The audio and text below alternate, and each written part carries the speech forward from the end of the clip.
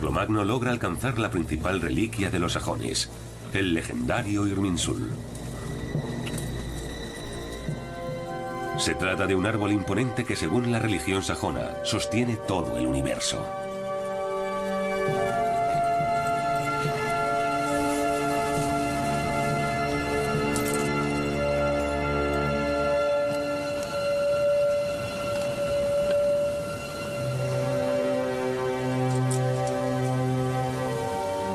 Traed las antorchas. Majestad, con permiso. Este es el lugar más sagrado para los sajones. Irminsul es la unión directa con sus dioses. No es una pequeña iglesia construida por los hombres que puedan reconstruir después.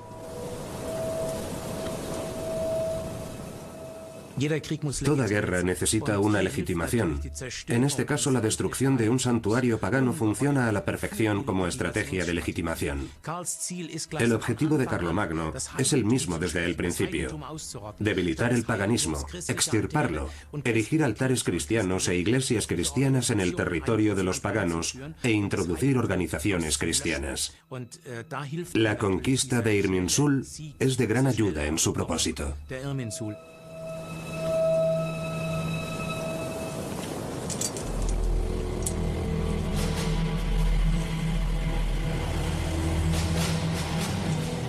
Prendedlo.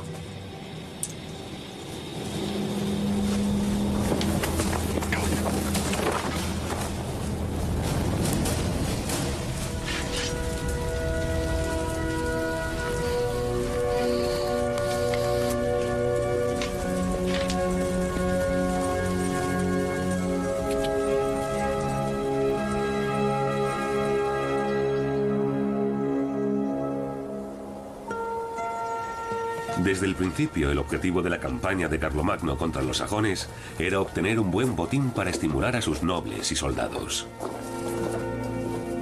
En los bosques sajones se encuentra con una cueva sacrificial oculta.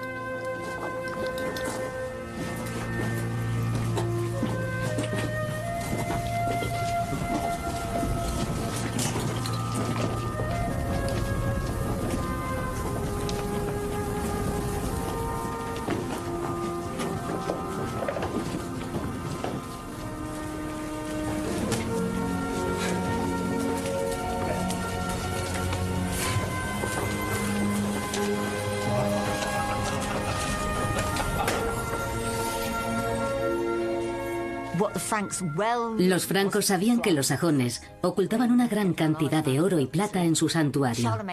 Carlomagno necesitaba un buen botín en el 772 para reforzar su poder y conseguir sacar a sus sobrinos de Lombardía.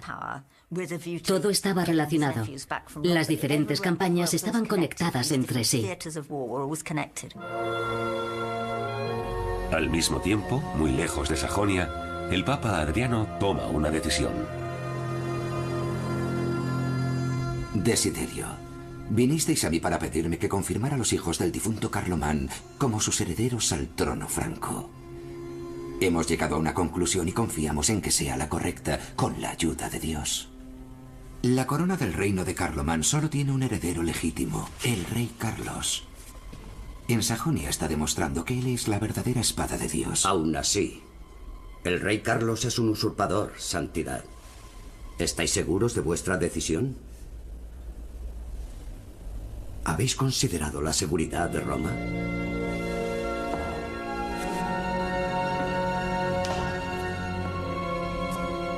¿Me estáis amenazando, querido Desiderio?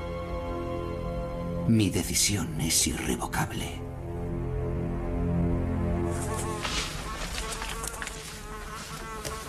Maestro, ¿es cierto que Desiderio encolerizado llegó a atacar Roma? ¿Maestro? Maestro. Maestro. Sí, sí. El Papa Adriano estaba entre la espada y la pared.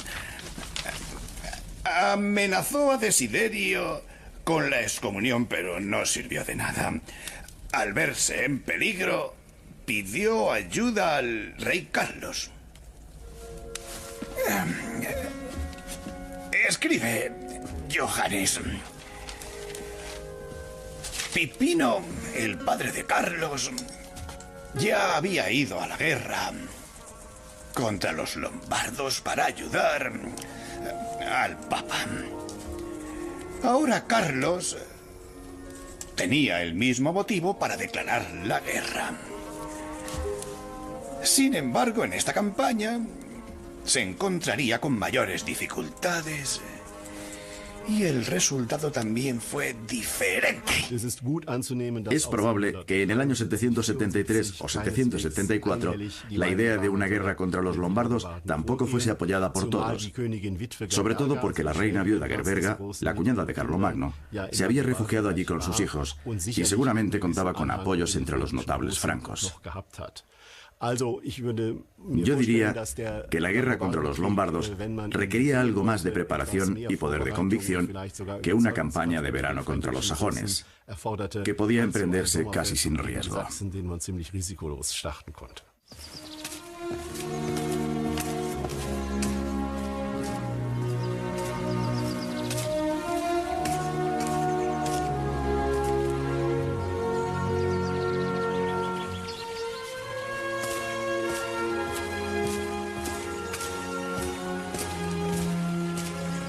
Majestad, disculpadme.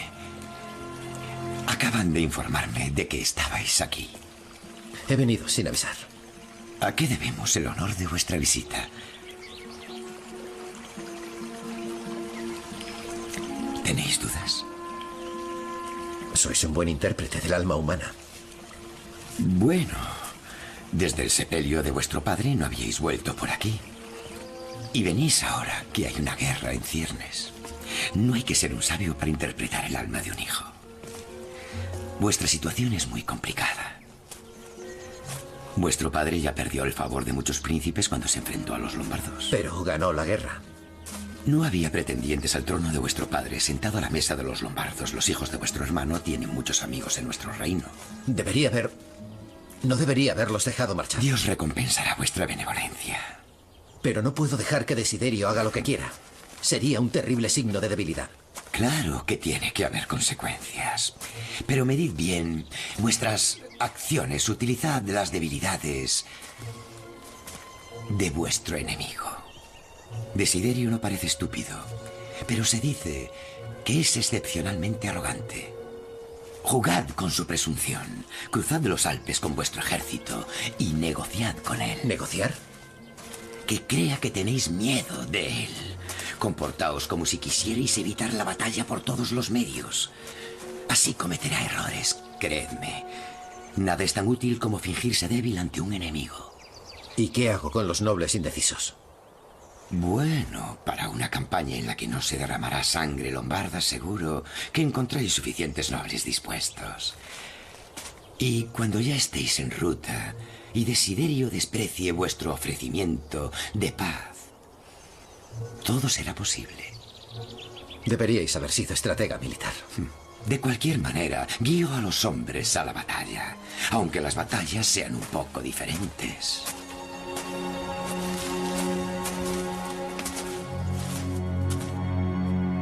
En verano del año 773 comenzó la campaña contra los lombardos. El ejército de Carlomagno cruzó los Alpes en dos columnas, una por el valle de Aosta y otra dirigida por el rey por el Mont Cenis. Los dos grupos se encontrarían al oeste de Turín, en el valle de Susa. Ese era el plan. Más de 3.000 personas componen este ejército. Además de los soldados regulares, hay unos 1.000 miembros de la corte real. En la Alta Edad Media no había carruajes con suspensión, solo sencillas carretas para las mujeres y los niños. Para la reina Hildegarda, esto supone un esfuerzo adicional. Carlomagno quiere que lo acompañe, y ella lo hace. En la campaña de Italia se enfrenta al frío de los Alpes con un embarazo ya avanzado. La vida de Hildegarda con Carlomagno no era fácil. Él quería que estuviese siempre a su lado, así que ella, aunque estaba con frecuencia embarazada, lo acompañaba en casi todos sus viajes. También estuvo en la campaña contra los lombardos de Pavía. Es decir, cruzó los Alpes en invierno junto a Carlomagno con su hijo mayor y su hijastro Pipino.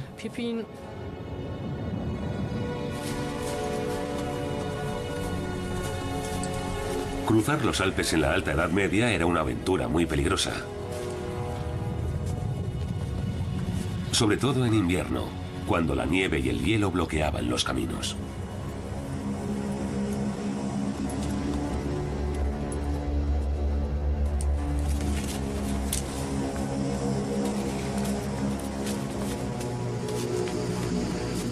En una ocasión, según la leyenda, un milagro salvó a los francos de una muerte segura durante un temporal inesperado.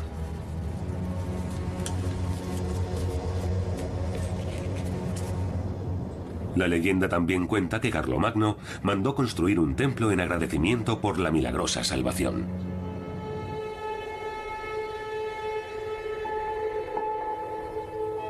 La pequeña iglesia de San Benedicto de Mals es uno de los pocos monumentos que se conservan de la era carolingia. Su fundador quiso inmortalizarse en un fresco, lo que nos permite saber cómo vestían los nobles francos. Este lleva una espada ricamente decorada. Se ha especulado mucho sobre su identidad, y las teorías van desde un noble cercano al rey hasta el hijo de Carlomagno, Pipino.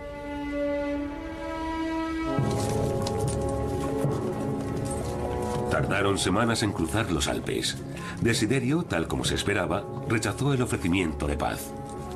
El plan de Carlomagno marchaba según lo previsto, y sus soldados tenían una estrategia. Un problema de la campaña contra los lombardos era evitar los desfiladeros. Según algunas fuentes, un grupo de francos rodeó un desfiladero y atacó a los lombardos por la espalda. La rápida penetración de Carlomagno en el norte de Italia solo se podría llevar a cabo si contaba con el apoyo de algunos vasallos de Desiderio. Pudo haberlo conseguido mediante sobornos, o tal vez gracias a una buena estrategia.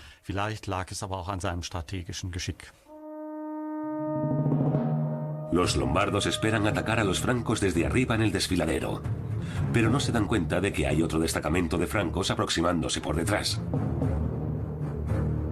Sorprendido, Desiderio se refugió con su ejército tras las poderosas murallas de su capital, Pavía. Años después, un cronista describe así la impresionante llegada del ejército franco a las puertas de Pavía. Por último llegó un hombre de hierro. Era Carlos. El hierro lo cubría todo y reflejaba el brillo del sol.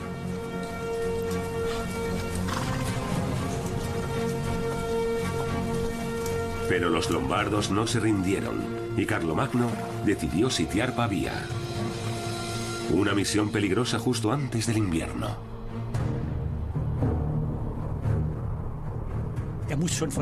Debía tener previsto sitiar la ciudad desde el principio. De lo contrario, no hubiera sido posible.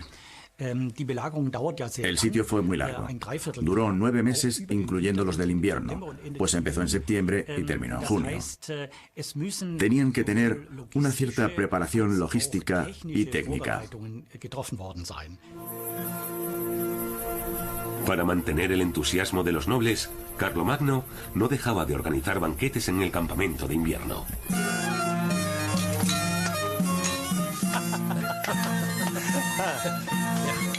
Ven aquí.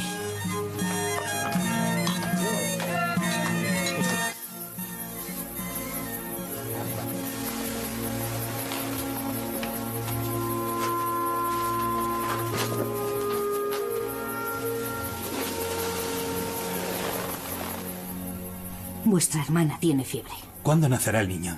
Solo Dios sabe cuándo vendrá al mundo el niño.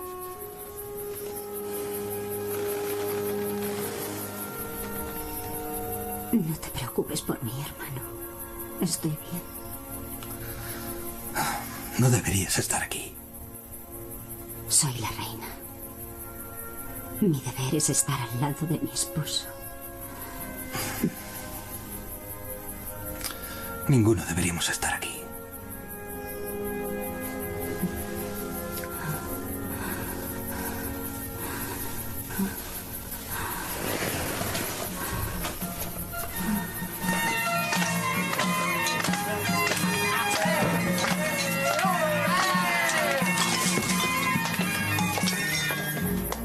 Cuñado, ¿qué es lo que te impide disfrutar de la fiesta? Majestad, una batalla por la Iglesia y por el Papa no os da derecho a entregaros al pecado de esa manera. Bebe. Solo un buen cristiano ganará esta guerra. Y aquí no veo a ninguno. Mientras vos os divertís, mi hermana está sufriendo para daros un hijo en la tienda contigua. Cuidado con lo que dices. No seas aguafiestas. Y bebe con nosotros, Querol.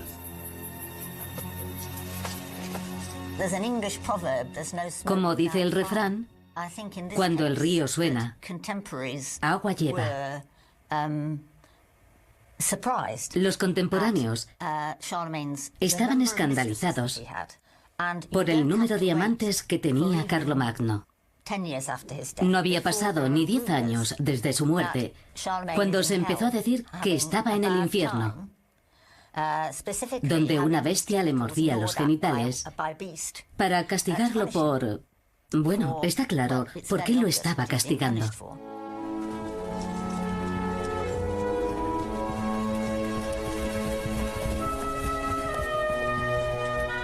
Pasa el tiempo y el sitio de Pavía no da fruto.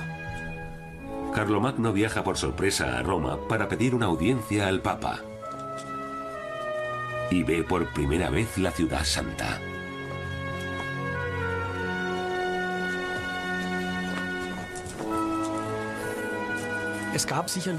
Carlomagno tenía mucha curiosidad por ver la famosa ciudad de Roma. Sabemos que durante la Alta Edad Media, los europeos del norte mostraban un gran interés por Roma, donde viajaban con la esperanza de ver edificios de piedra mucho más grandes que los que había en sus países.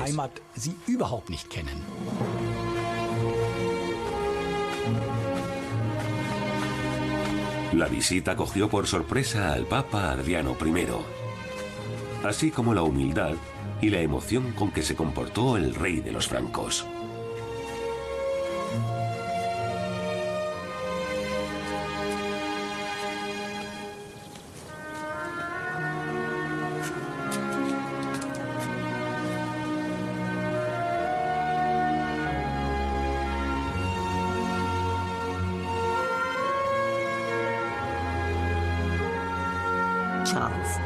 Carlomagno necesitaba un milagro. Se presentó en Roma y empezó a subir la escalinata besando cada escalón. Entonces abrazó al Papa y le ofreció el brazo izquierdo. El Papa lo tomó con el brazo derecho y lo acompañó al interior de San Pedro. Tuvo que ser una experiencia muy intensa. Entrar en la Basílica de San Pedro y sentir toda la espiritualidad del lugar es algo que Carlomagno no olvidó en su vida. Carlomagno quiere la bendición papal para su campaña contra los lombardos. Para eso le regala una pequeña parte de su tesoro. Siguiendo la tradición instaurada por su padre, se presenta como protector de la Iglesia y renueva una gran promesa de donación ante Adriano I.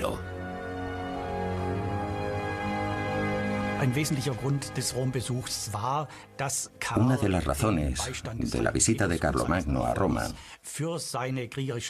era pedir el apoyo de San Pedro y su sucesor para su campaña contra los lombardos.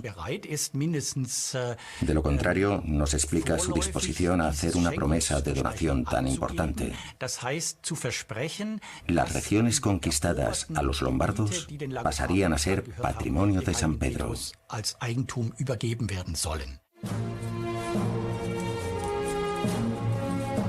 Al regreso de Carlomagno, las epidemias y el hambre habían obligado a Pavía a capitular. Alabado sea Jesucristo. Alabados sean todos los santos. ¿Lo ves, Gerol? Nosotros somos los verdaderos cristianos. En efecto, Majestad. En efecto.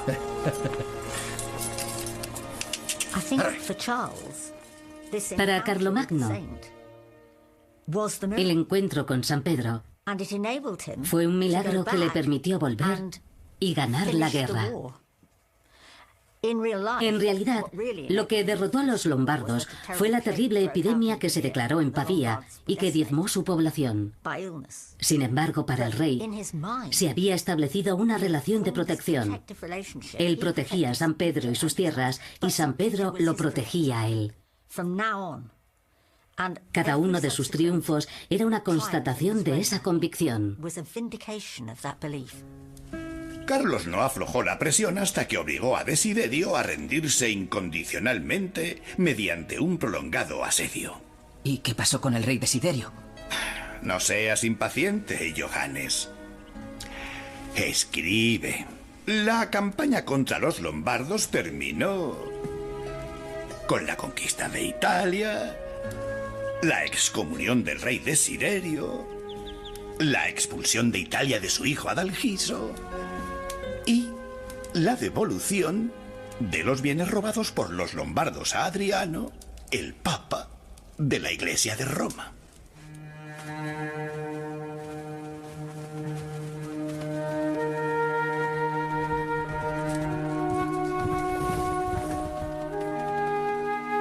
Gerberga y sus hijos, los herederos de Carlomán, cayeron en manos de Carlomagno tras la derrota de los lombardos y fueron enviados al destierro.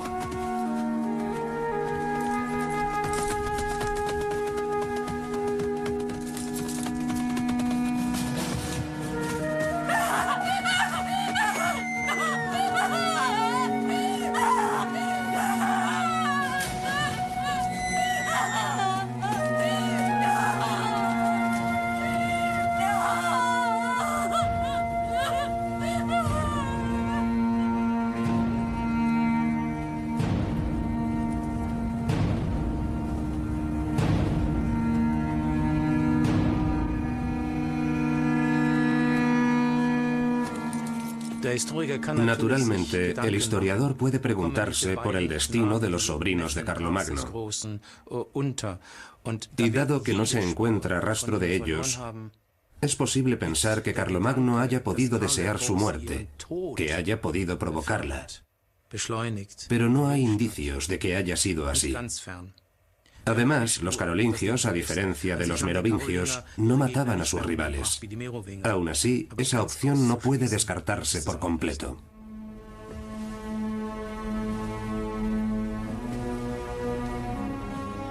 Carlomagno lo ha conseguido.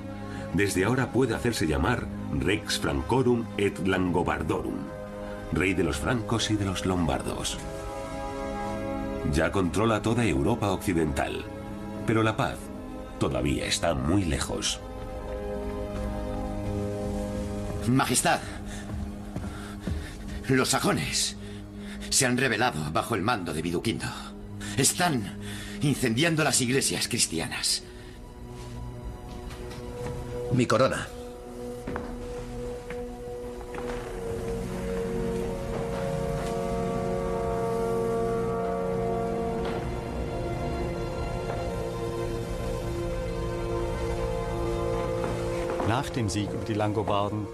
Tras la victoria sobre los lombardos, Carlomagno volvió a enfrentarse a los sajones. Y lo hizo de una forma nunca vista. Fue tan brutal que parecía que había perdido la cabeza.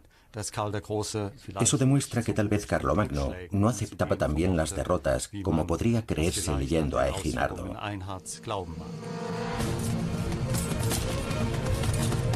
El contraataque de Carlomagno es cruel y despiadado.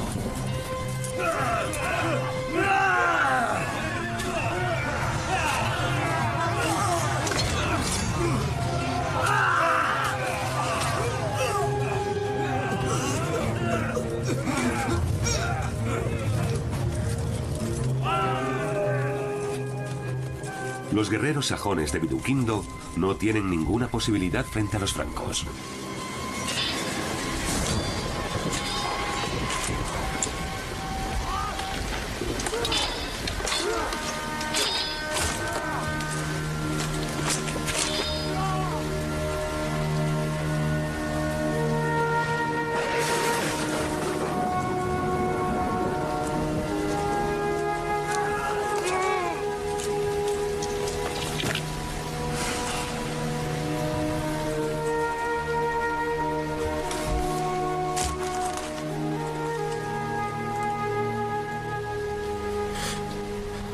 Señor, limpia mis pecados. Ten piedad de mi alma y purifícala. Carlomagno quería convertir a los sajones al cristianismo verdadero. Y los juramentos de fidelidad hacia él iban incluidos en el paquete. Después de jurarle fidelidad, la rebelión era un acto de perjurio y traición. Cualquier nivel de venganza estaba justificado. Sucedieron cosas terribles, pero creo que para Carlomagno y sus contemporáneos, romper un juramento al rey era algo intolerable.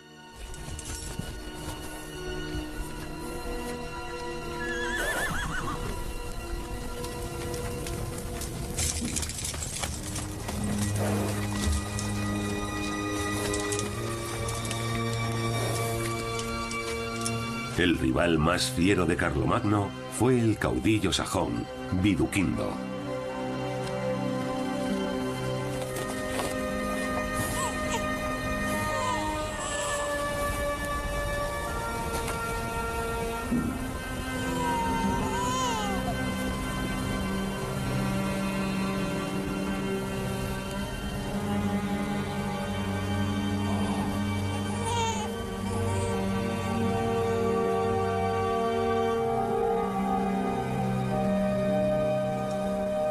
Yo, Viduquindo, juro venganza. Por todos los dioses.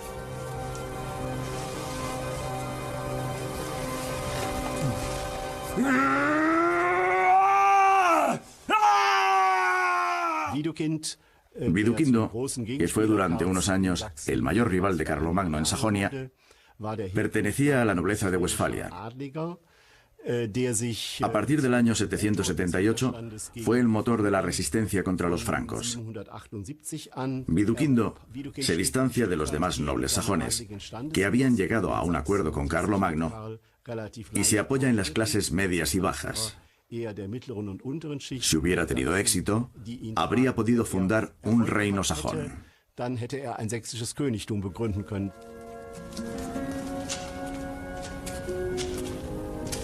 ¿Conoces el refrán griego que dice: ten al franco por amigo, pero no por vecino? Todos temblaban ante la fuerza y la determinación del gran Carlos. Y con razón. En cuanto acabó con su victoria sobre los lombardos y los sajones, emprendió su siguiente aventura. Durante unos 30 años...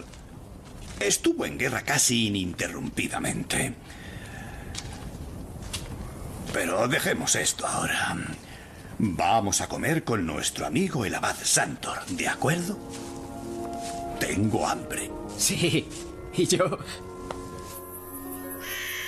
Previendo una victoria segura, Carlomagno se retira a su cuartel de invierno. Vamos, Roldán. Muestra de que eres capaz. ¿Eres un buen guerrero?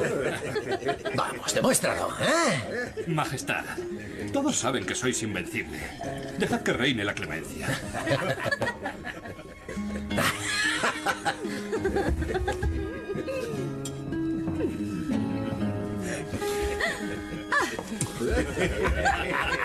¿Qué pasa? ¿Te has quedado mudo? ¿Te estás haciendo viejo? ¿Tan débil eres?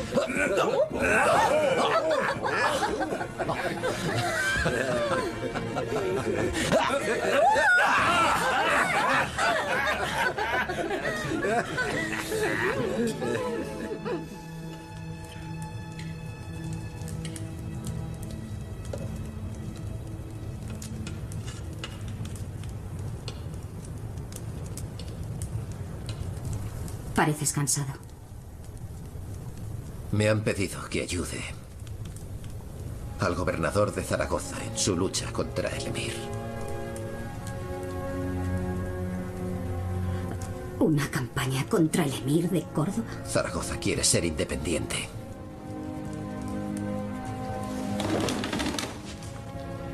El gobernador me abrirá las puertas de la ciudad y yo conseguiré la victoria.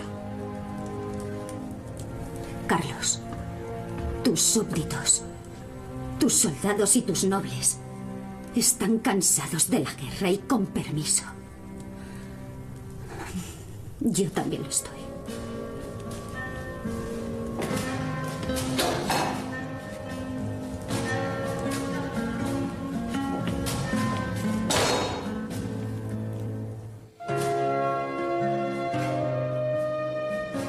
Entre Paderborn y Zaragoza hay unos 1.700 kilómetros. Si sumamos todos sus desplazamientos durante sus campañas o entre sus palacios, Carlomagno recorrió más de la circunferencia terrestre. Los gobernantes militares estaban siempre en movimiento porque, debido a las condiciones de comunicación de la época, tenían que dejarse ver en las diferentes regiones de su territorio. Esto sucede también durante la primera mitad del reinado de Carlomagno. Hay que tener en cuenta también todos los desplazamientos por cuestiones militares. E incluso en tiempos de paz, siempre podía haber una expedición de castigo para hacer entrar en razón a alguien.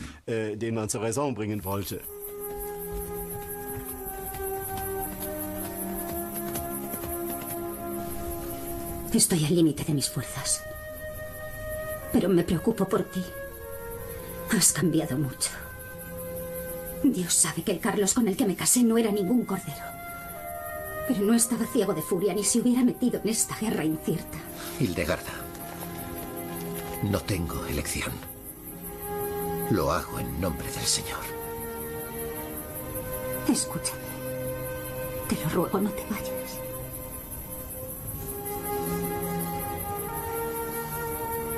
Dios me protegerá.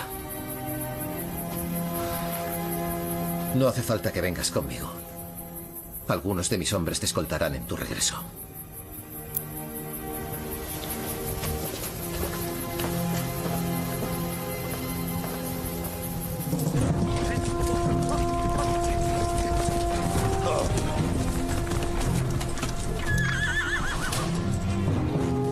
Cuando Carlomagno llegó a Zaragoza, la situación había cambiado por completo. El gobernador que le había pedido ayuda contra el emir de Córdoba había sido derrocado. Las puertas de la ciudad estaban cerradas.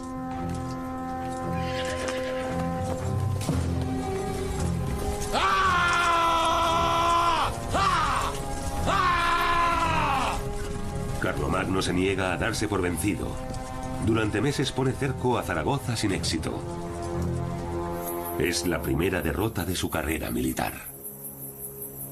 Es verdad. Los soldados están débiles y no hay provisiones ni agua suficientes desde hace semanas. Muchos han enfermado y la insurrección ya no puede... ¡Silencio, margrave Roldán! ¿Cómo os atrevéis?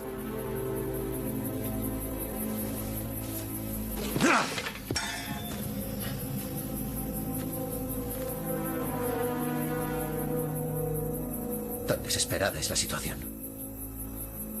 Las provisiones se han agotado y no queda nada en los alrededores. Los nobles tampoco ven posible seguir manteniendo el cerco. Gracias por vuestra sinceridad.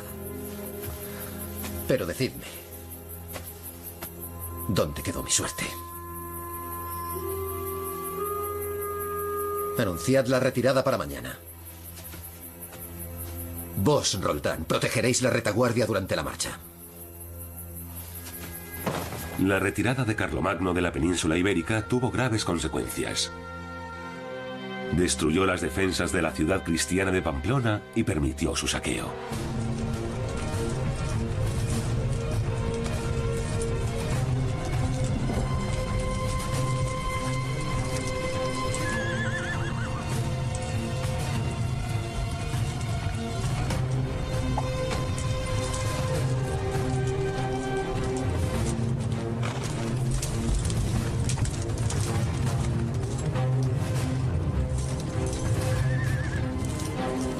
Con su brutal ataque a los vascos, Carlomagno provocó una dura represalia. Unos guerreros vascos atacaron la retaguardia franca en los Pirineos y mataron hasta el último hombre.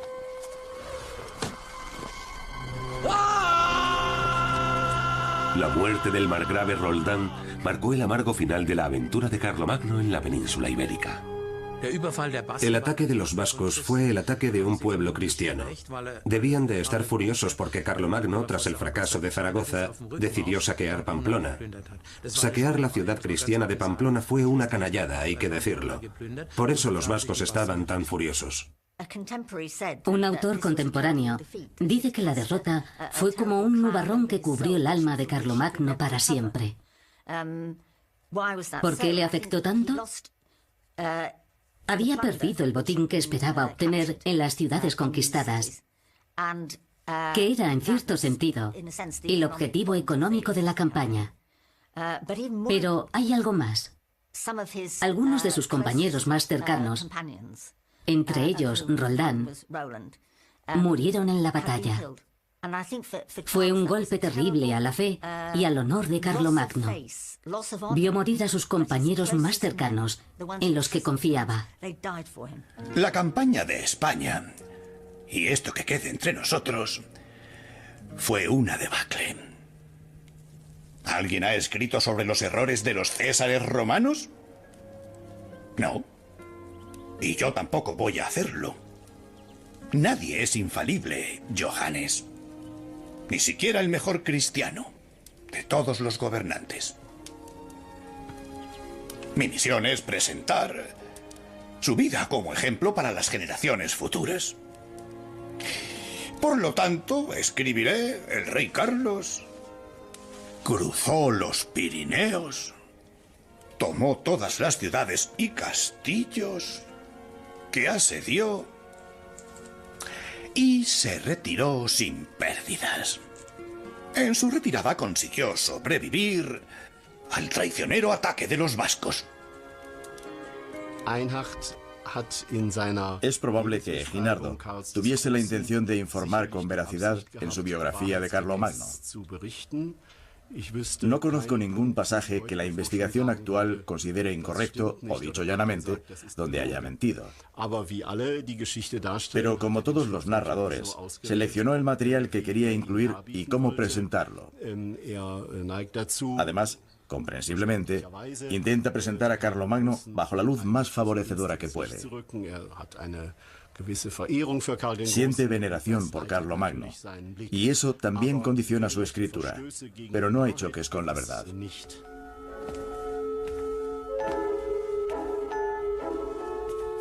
Pero Eginardo no fue el único que silenció o reinterpretó la derrota de Carlomagno en España. Otros convirtieron la humillación sufrida en los Pirineos en una verdadera epopeya heroica. Un ejemplo está en el Cantar de Roldán. El manuscrito Stryker del siglo XIII, conservado en San Galo, ilustra esta historia. Las valiosas miniaturas muestran lo sucedido como una película.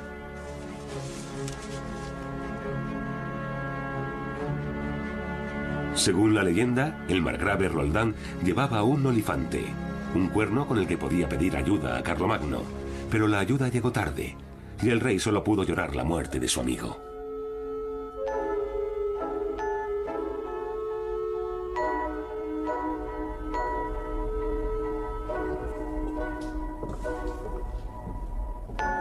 La redacción más antigua del Cantar de Roldán está en el manuscrito de Oxford del siglo XII. Es el texto originario de la historia épica. El filólogo Wolf Steinsiek lo ha traducido del francés antiguo.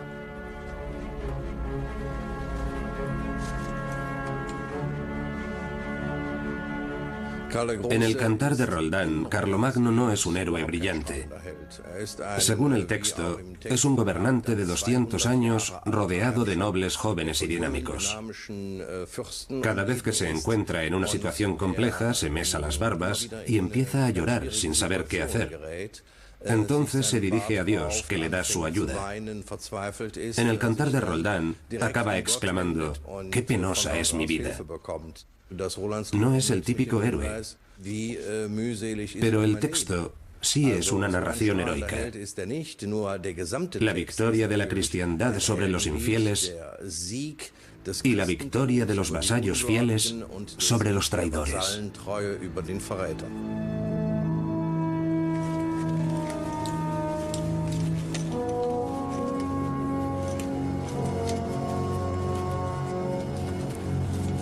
Mientras Carlomagno regresa de España, estalla una nueva rebelión de los sajones.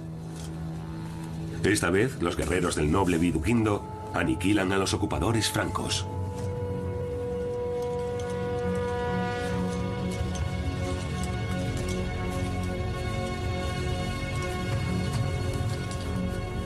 Viduquindo se está convirtiendo en la mayor pesadilla de Carlomagno.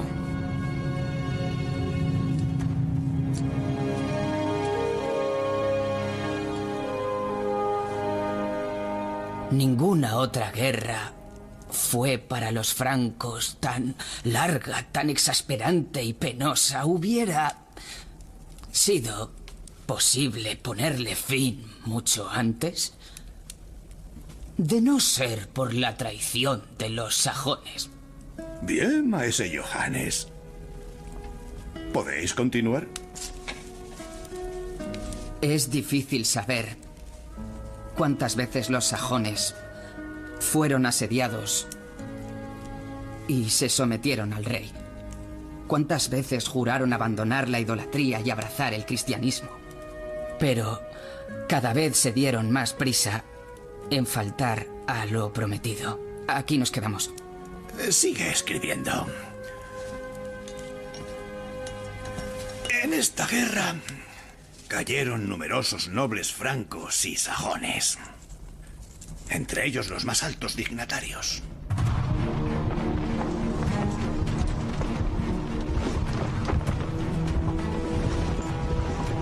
Se condenará a pena de muerte a quien celebre un funeral según la costumbre pagana, entregando el cuerpo a las llamas.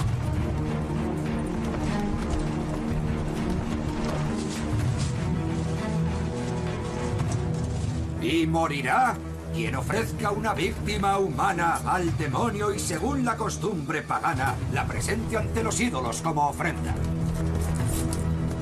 Morirá quien tome por asalto y con violencia una iglesia o quien la entregue a las llamas. También quien asesine a un obispo, un sacerdote o a un diácono.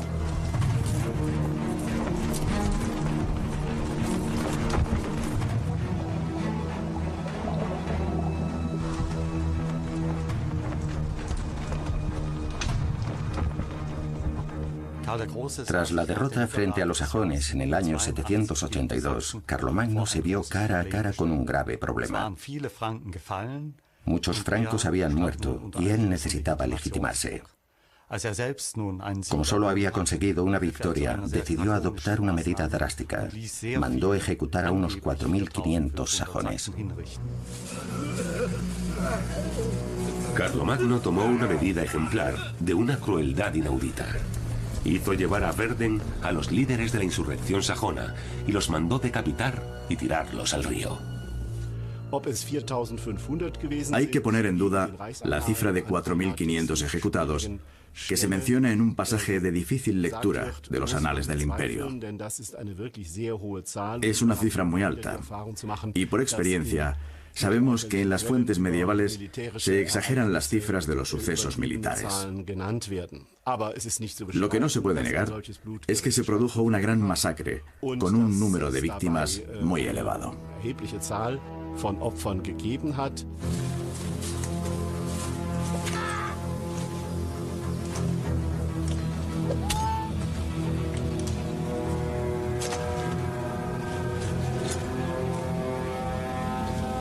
Si quieres conservar la vida, dime dónde está vuestro jefe. ¿Dónde está Viduquindo? ¡Ah! ¡Dame! ¡Ah! ¡Ah! Para Carlomagno, Viduquindo era un grave problema. Viduquindo tenía éxito en su guerra contra los francos, pero cuando Carlomagno se presentaba, el sajón rehuía los enfrentamientos. Ese comportamiento resultaba muy ofensivo para Carlomagno, ya que consideraba esa forma de guerra como un desafío personal, por no decir un insulto.